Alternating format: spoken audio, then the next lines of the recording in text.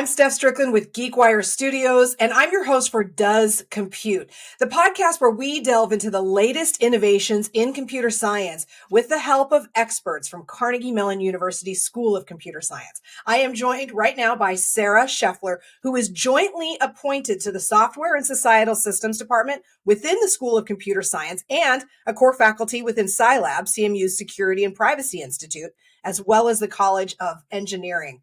Hi, Sarah. Thanks for making the time. Hi, thank you. You did a great job absolutely nailing the description of the joint appointment, which is complicated. Yeah, well, I appreciate that. I've got a good team, right, as we get ready to launch into this conversation, which is fascinating to me because of the way I thought about cryptography versus what I think about now, having had a chance to look into a little bit of your background. So for folks who are joining us here on the podcast, her research really centers on a couple of things, sort of pure cryptography as well as applied, and the intersection of that with policy. From my perspective, I've always thought of cryptography as a very technical solution to a problem. As I have done research into what you do, I realize this is about trust and power and privacy. Tell me a little bit about your research and what problems you're hoping to solve for in the real world. Like you said, I'm an applied cryptographer. So what that means, cryptography in general is about hiding information and verifying information. So, encryption, decryption, something called digital signatures, all that good stuff. Broadly speaking, cryptography has, really matured as a field over the last 50 years or so. So, whereas I think the earlier stuff tended to be about just how can we hide any information kind of at all in a rigorous way. It's really grown to something that is a lot bigger and a lot more flexible and a lot more relevant to a lot more problems. So one thing that I focus on is sort of private computation. So the ability for many different parties to work together and sort of have a secret input that they put into a box, and we can evaluate some kind of function on the box and get the output. So for example, we could all take a secret vote and learn the result of the vote or learn how many people voted for which thing, but nobody learns anybody else's vote. I also think a lot about policy aspects of cryptography. So like you said, because the field of cryptography is about hiding information based on keys, meaning if you have a key, you can read something. If you don't have a key, you can't. It tends to be that a lot of encryption policy comes down to who has the keys to do what, and who doesn't have the keys to do what. So I think about questions like, can we do content moderation in encrypted spaces? Historically and ongoing, there are a lot of arguments about what kinds of encryption the government can or should be able to sort of have the key to, which is a really rough, sort of question, especially for security implications of that. Like the most secure way is to have, sort of no government insight into that at all. Broadly speaking, there are a lot of these different kinds of questions on who can read what from what, or who can do what from what. You've set me up for about 35 questions, which we won't have. Yes. Okay. The one thing you touched on earlier when it came to both hiding and revealing information, it sounds like while both are equally important, the secret sauce is in how you reveal the information and who possesses the ability to unlock it. Am I understanding that correctly? Yeah, in fact, something that I think is really special about applied cryptography in contrast to the more theoretical aspects of cryptography is you actually have to figure out what function you are going to compute and exactly what gets revealed. So for example, if we were taking a vote and there were just the two of us and we found out how many people voted for which option, well, I already know how I voted. So if I learn how many people voted for which option, I learned your vote too. And there are a lot of different ways outside of specifically applied cryptography, and there are many different ways to choose what that thing should be to sort of avoid having the inputs learned too. But it's surprisingly difficult, and it's very context specific, and there's all these trade-offs about the more you learn, the more you sort of are you have to justify why it's okay to learn that thing based on the inputs. It's a much harder problem. This idea around voting and people needing to look into the security and privacy of a system is that zero knowledge proof, correct? Mm-hmm. Where my vote does remain private, but people can verify that the votes were cast and find the outcome without necessarily accessing the privacy of my vote. Right. So a zero knowledge proof is like a general tool that you could use to prove that something is true without having to say why you think that. So for example, if you've got like a jigsaw puzzle or something, I could prove to you that the puzzle is solvable.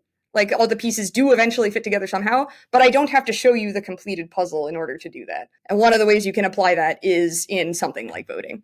We set up an immediate real world example, which helps people really put a framework around the conversation, but at a much broader context, what is privacy in the context of this digital landscape? Okay, we're just going straight to the difficult stuff. Yeah, no, that's good. It's a hard question, partly because it means a lot of different things. So I tend to think of privacy and I guess I should say there are several like formal frameworks for considering what privacy is too. And I think if it were really obvious what privacy is, like one of those would be the clear winner. And there are sort of a few different ways to look at it, and I think it's indicative of the fact that it's a broad concept that means very different things to very different people. So to me, privacy means I have some control over who learns what about me. It also means that, like I said, it's sort of there are technical tools like cryptography that help ensure that only the things that I put into the system, sort of only specific things about that will sort of come out of the system. But there's also a very big non-technical sort of trust component to this, where maybe I am, just browsing the internet and, maybe I'm okay with one company, learning some fact about me, like my date of birth and my, city of birth or something like that. But maybe I'm not okay with somebody else learning that. Or maybe I'm okay with them learning that for the purpose of authenticating me, but I'm not okay with them learning that for the purpose of, re-identifying me later, tying me to other purchases, other stuff. So to me, there's a big agency component in what kinds of things I would like to have some sort of autonomy over the kinds of things that are known about me and who learns them and for what purposes. And I think the technical components that I mostly spend, a lot of my research time working on are a big part of that. They're not the only part of that, though. What is the other part of that then? It's the more trust in people stuff, right? So it's something that comes up frequently. I use this phrase that I think privacy is like an all hands on deck situation. Some people will sort of look at a purely social, like no technical guarantees, just like a promise basically that someone's not going to reveal your information. And some people say like, I don't want the promise. I don't want to have to rely on your promise. I want some kind of like technical, weight to that promise. So I know you can't very easily, at least, sort of flip that on me, as opposed to, many times, I assume probably everybody listening to this has gotten those emails that say like, we changed our privacy policy, and all of a sudden, all of that information that you were giving to them before under the assumption that, maybe whatever you originally signed up for was true is maybe now no longer true. So I think there's a big benefit to technical protections in addition to these sort of contract protections. But I also think the flip side is true. If you just have the tech, something that comes up in many applied cryptography papers where you build this really cool, applied cryptography method to protect some information, someone will always say like, well, how can you actually trust that the code that you're running on your phone or whatever is the same code that you are, saying it is? Like, how do I know you're running the private version of the code and not the public version of the code? And that's also really hard. So there's also clearly there are some sort of cute technical things we can do to help make that a more difficult to break promise. But at the end of the day, there is some promise somewhere, right? It all comes back down to keys. So like at the end of the day, someone's got a key, someone is able to prove something. So there are still these very human, very, contractual promises that we make each other. And the non-technical part matters a lot too. This all started moving so quickly. I wonder if the train has left the station from the digital privacy perspective. And this is a great theoretical conversation to have, but we don't have privacy anymore in this space. What are your views on that? I get this question a lot. I especially actually get this question from a lot of like young people, like maybe people 10 or 15 years younger than me, who kind of say like, you kind of had your chance, 10 or 15 years ago to bake in some privacy stuff. And I would say a couple of things to that. So first of all, I am optimistic enough to think that the train hasn't totally left the station. I also think that there's a few different avenues of ways we still have reasonable privacy. So one of them is whatever information has already been collected. It is all subject to various regulations. A state or the federal government or even as like a city government could very easily pass a law, or an agency could establish a regulation that would say, you're only allowed to do X with the information now and not Y. Of course, like there are situations where companies will intentionally or unintentionally do something they aren't supposed to with that data anyway, but it's a lot less. And companies many of them are risk averse. Like, many of them are not going to, at least deliberately try to break some regulations. So I think there is some space on the regulation side for, even with all the stuff that's been collected already, it's not like that's just like, the jig is up, can't be done. Like there are still many things that can be done. Also, technically, I think there are actually still surprisingly many alternatives. Like it is often the case that if you want to do something, just you want speech to text, right? I want to record something and just talk into a microphone and have it write out the transcript. Like there are plenty of services out there that will do that and will just, blatantly and openly just take all your data, use it for, either to, in many cases, like profile you, but, even in the less sort of directly invasive ways, like, improve their models, their AI models for doing that kind of thing. I can get into like reasons why that's not great later, or, trade-offs that happen in that later. But there are also often alternatives that don't do that. Sometimes it's just a slightly worse, like a 95% as good thing that you can just run on your computer without having to send any of your text to anyone. And yeah, your transcript will probably be only, 95% as good. Sometimes it's better, although usually it's like the one that has zillions of resources poured into it ends up being, slightly higher quality. But like, did I really need a 5% better transcript? So it puts these things are often harder to find. You kind of have to do a little digging. You have to do a little digging of, privacy respecting version of blah. A lot of it just happens by word of mouth, because oftentimes these are open source projects that are sort of created by hobbyists, or at least, sometimes smaller companies.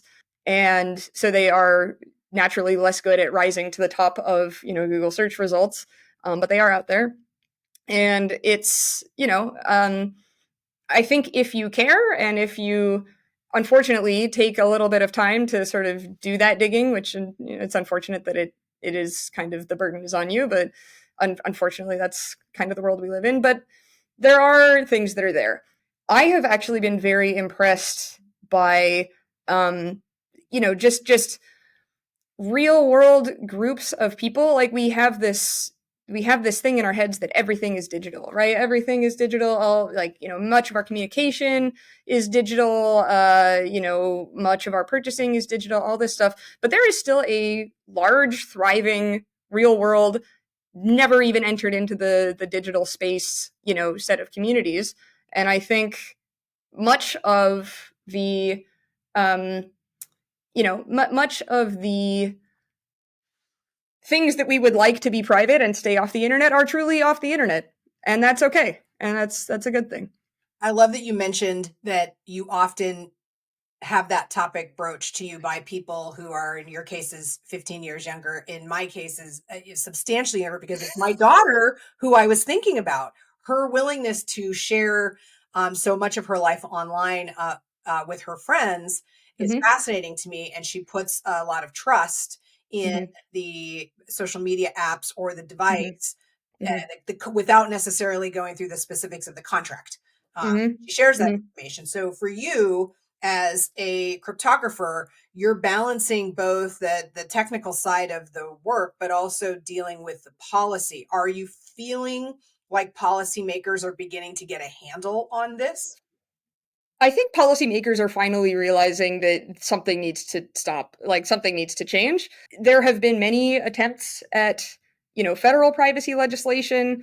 There have been, just in the last several years, there's been a lot of state level pushes for privacy regulation. Although I will say that in some cases, those are, I will say, sort of industries trying to make sure that the practices that they are already doing stay acceptable instead of sort of a user or person first addressing of a particular problem. The example I usually like to give is, so many of these state level laws have requirements that you have to, if you're processing biometric information like a face scan or other biometric information too, you have to delete the specific information once you're done with it. Many of these things, though, will have some carve out for saying, well, you can keep, uh, at least the phrase I'm remembering is the mathematical representation of something about that afterward. So, okay, we're going to take a photo of your face, then we're going to like face scan your face and like put it into a number form. So now there's like a number that represents your face. But don't worry, we're going to delete the picture. We're just going to keep the numbers. And I, from a computer science perspective, would say, the numbers like were the important thing. Like the numbers are the most important information about my face. The picture, is whatever. So I guess I would say I'm trying to package a lot of nuance into one specific thing. There are differing opinions on stuff like this, but I guess my point is, just because there's a regulation that says, oh, we have to look at privacy, like it has to be the right regulation that looks at privacy, which is one of the things I am trying to do. But it also goes to show that the way the layperson views privacy, the photo digitally, which is produced by ones and zeros, is not Mm-hmm. that much different than a mathematical representation. It is simply missing the part that makes it easy for me to identify. Mm-hmm. But in the digital space, that's irrelevant. They And are the same. arguably, a photo is also a digital representation of your face. So, I think I'm picking on this one specific phrase just because I think it was, either whoever wrote it, like sort of, I think they had like a hash in mind, but the way it is written definitely does not, make it technically clear. A mathematical representation is, anything on your computer is a mathematical representation. In many ways, things have gotten more, what's the word, like manicured. Like early Facebook, right, was basically the Wild West compared to Facebook today, as far as what kinds of stuff you were allowed to post, who is going to be talking to you, all this different stuff. And there are, both pros and cons to the, newer, more structured social media that we have today. They collect a lot more information, actually. Um, they also provide, I think, a much more channeled experience, right? So if you're, going off the rails on some topic or another, first of all, people are probably going to report you. Like reporting bad content was not something that we were all born knowing how to do, and it's not something that companies were born knowing how to do. Like it's wild to, now we're having all these arguments about what kind of content moderation should be AI versus, manual versus whatever. It's like 20 years ago we didn't have any of this stuff.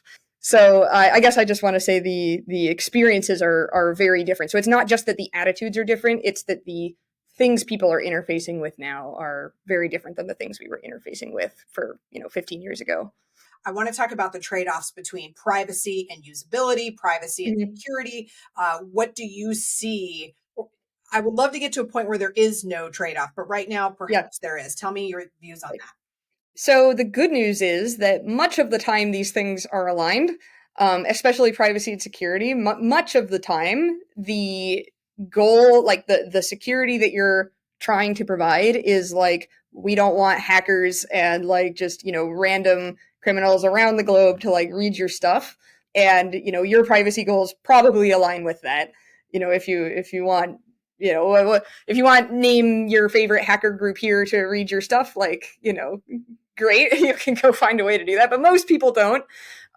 So most of the time, these are very much in alignment. I also think there's a great group of folks here at Carnegie Mellon who are working on ways to sort of align privacy with usability as well. And many times, I would say, this is more my colleagues' field than mine, but I think it's fair to say that most times people will choose the option that is easiest to use, like feels the best, the smoothest experience, even if it's a little more privacy invasive. And so there's a lot of work being done to sort of figure out how to make the smoothest experience also the one that is sort of in your best privacy interests, or at least the privacy interests that you have. There are obviously times when that's not true.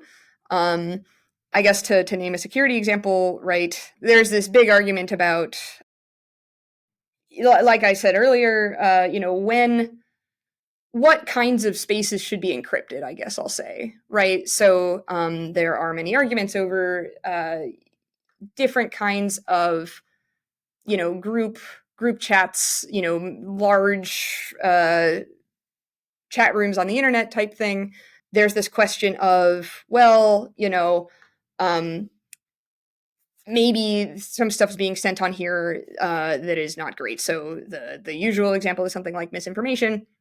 But it can also be like a lot more serious stuff. It's, detecting like child sexual abuse material, stuff like that. If the companies who are sort of providing these platforms for communications are able to read everything that you're sending, you lack privacy. On the other hand, if they are unable to read everything you're sending, it makes it a lot harder to detect things like that. It makes it a lot harder to moderate the spaces from like a top-down kind of a way. Although it doesn't actually change that much the moderation that like a member of the group could do. So like, reporting is still like very much on the table, but it obviously makes it a lot harder to like do some kind of automated scan to detect that a certain thing is happening. That's a really, really, really, really, really hard problem. My personal take is that I kind of don't blame companies for making different decisions on this trade-off thing. Like I think some communication really should be end-to-end encrypted. I think some communication does not have to be end-to-end encrypted. Especially like kids game communications or something like that. Like I don't know if that needs to be end-to-end encrypted. What I am against is these sort of government mandates for being able to sort of see through everything. The problem with a government mandate that says we should be able to see through everything is that it's like, first of all, from just a general security perspective, it like drastically increases the threat surface. Right there, it's the kinds of encryption that we use for end-to-end encryption normally are very like they have withstood the test of time at this point. The kinds of encryption that have been proposed to do these more like see some of the stuff that is being sent are a lot more finicky. I would argue not really ready for prime time, and also just increases the threat surface in a way like, right, if we're basically saying, okay, it's end-to-end encrypted except for everything on this list, then the question of like who controls this list and what goes on it becomes really, really, really important. And it's very easy for a policymaker to look at that and say, oh, well, we'll just have whatever organization, like this child safety organization, who will sort of manage this list and it will be totally fine.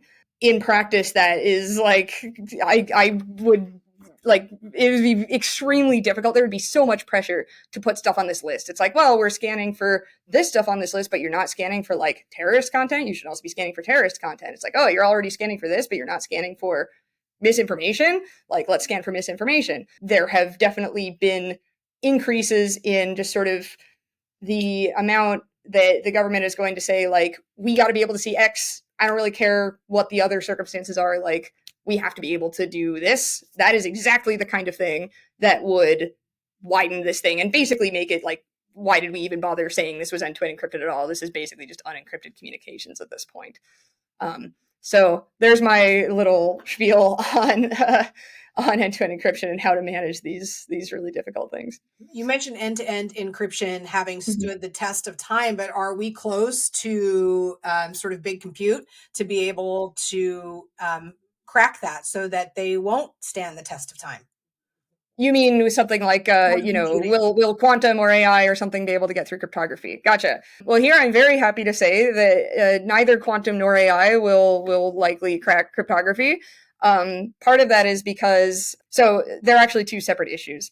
So long story short, we base cryptography on these problems that we believe with all of the math that we know up to this point to be very hard. In a sense of, if I make the key one bit bigger, right? I went from a 128-bit key to a 129-bit key. It's now going to take twice as much computing power to solve. It's slightly more complicated than that, but that's a reasonable model for it.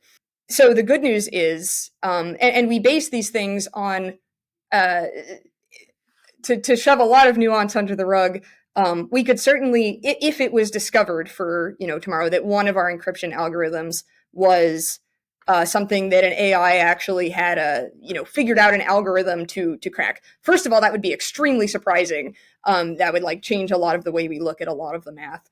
But second of all, even if that did happen, we have other algorithms. Like we can sort of switch to another one. We have a good number of different resiliencies just in case sort of we were wrong about something. The quantum situation is slightly different. So the quantum question sort of changes what kinds of problems are easy versus what kinds of problems are hard. So the good news is, thanks to a lot of researchers doing a lot of great work, we have actually, kind of preempted this one. So we have problems that are hard in the quantum setting that we can base cryptography off of. They are ready to go. They are like, the National Institute of Standards and Technology has been working on this really hard for like more than a decade. We have them, they're standardized, like it's great. The only reason we're not using them now is that the sort of messages, the keys they use are bigger than the old keys. And I think they are slightly slower, although I'm less sure about that one. I love this discussion because it also sets me up for some other real world examples that we can think about that are so complicated on the back end, right? Most of us don't understand quantum computing as it pertains to keys and solving for this problem, but we do understand self-driving cars. We do understand the Roombas and we do understand these other things. Talk a little bit about security and privacy and how you manage that space in ways that we haven't even considered to be an infraction against our privacy. Ooh, okay. So, interesting. So most of the stuff I've been talking about has been, kind of the bread and butter of cryptography, right? Like communication, file storage, what have you. Something I'm sort of been thinking about more just in the last year or so is, what are we going to do? Like, what is the right way to think about privacy in this very sensor full world, right? We've got the Roombas, we've got cameras all over the place. We've got cameras, that are just like CCTVs. We've got a million, consumer cameras all over the place. We've got microphones all over the place. We've got microphones all over the place to, listen for gunshots. We've got microphones all over the place to listen for traffic. We've got all sorts of things. And it's really hard, like, I don't want to use the word impossible, but it's like really, really, really, really hard to basically like prevent something like that from gaining something about you, right? So to go back to my earlier example of, my definition of privacy is, that I have some kind of agency about like what kinds of information are collected, shared, processed, traded, et cetera, about me. But in this world of there are a zillion sensors right when I walk outside the door, many of them are listening to every word I say. What do I do? That's much harder. I often do, long private conversations in cars, right? So I'll be driving with like a friend or like my spouse or something, and we're just gonna have like this really deep, super intense conversation. A lot of cars these days have cameras, microphones, this kind of thing in them. If you read privacy policies of cars, you will actually just be horrified, or at least I was horrified. There are all these things about like, we're going to collect all this like visual data, about what's going on in the car. We have the right to collect your genetic information sometime, which I don't even know how cars are getting my genetic information. They're either buying it or they have plans to put something in there. I don't even know. Once again, at the end of the day, I see this as a mixture of like technical and non-technical solutions. There are a lot of things we can do, both like car companies can do about the cameras that they want to have in their cars for safety reasons or what have you. There are lots of things that they can do that we can sort of demand that they do. Data doesn't leave the car. Easiest one. Love that one. That's the easiest thing to deal with, right? As much as possible onboard processing. If the data is going to leave the car, let's have it leave it in very specific ways, in very like clear ways that somebody can sort of point at and say, hey, you're collecting more than you said you were going to collect. What's up? Like, and by someone, I mostly mean like regulators. And let's try to see what kinds of things we can do in there that'll make, keep us sort of on the right track. I've never thought about having to read the TOS for my vehicle, but that's something I should probably start. It's really changed a lot just in the last few years. Like cars are really like most cars now are very, fancy computers. But more than fancy computers, they're very fancy computers with a lot of sensors, right? So here's like one that I think some people don't necessarily know about. Like, it's now a lot more common for cars to sort of have something in there that can measure your speed. Is it going to be used for insurance purposes? Is it not? I don't know. Should it be? I don't know. But this is not something that I think is in the cultural conversation about like cars, right? I think it should be.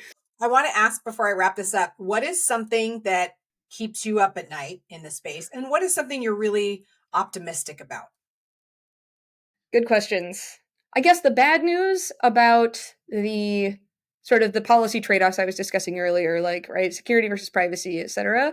The bad news is that I think those problems will always be with us, in the sense of I don't think there will ever be a way for, everybody to get what they want. And all of this is a ongoing, we're kind of going to probably shift through a few things as if there's a big rash of crime that could have been stopped for more detection, maybe the public will want more detection. If there's a big wave of like overly heavy-handed detection that like didn't really lead to anything, like sort of what happened with like earlier NSA programs, public opinion is going to go the other direction. We're going to say like, okay, we need less of this. And that's always just going to be part of the, there's no real right answer here. The technology can improve the trade-offs, but I think in some level they will often really always be there. The good news is, in some sense, that's normal. In some sense, as I have learned more about policy over the years, I have realized if there was a policy that everybody liked, it wouldn't really often be a policy problem. Right? We could just all do the thing that we all agreed was the best, and it would just, I don't want to say that it happens instantaneously, because there are many reasons why maybe there is a much better policy that would satisfy everybody involved, and we just haven't found it yet, either because we don't have the tech for it yet, or the policy discussion has been too difficult. And sometimes things just need to get from the sort of mouths of the people who are experiencing a difficulty to somebody who is in a position where they can change it. And that process is really hard. And so, once again, it's like an all hands on deck situation. So, the bad news is it's many of these things are going to have difficult trade-offs. The good news is when those trade-offs are inherent, that's a policy problem that we can sort of deal with in our normal, not terribly good, but workable policy ways. And oftentimes there's something much better than whatever we found out. And we can hopefully, lift that into something that becomes reality. Sarah, thanks so much for making the time. Thanks. I really appreciate it.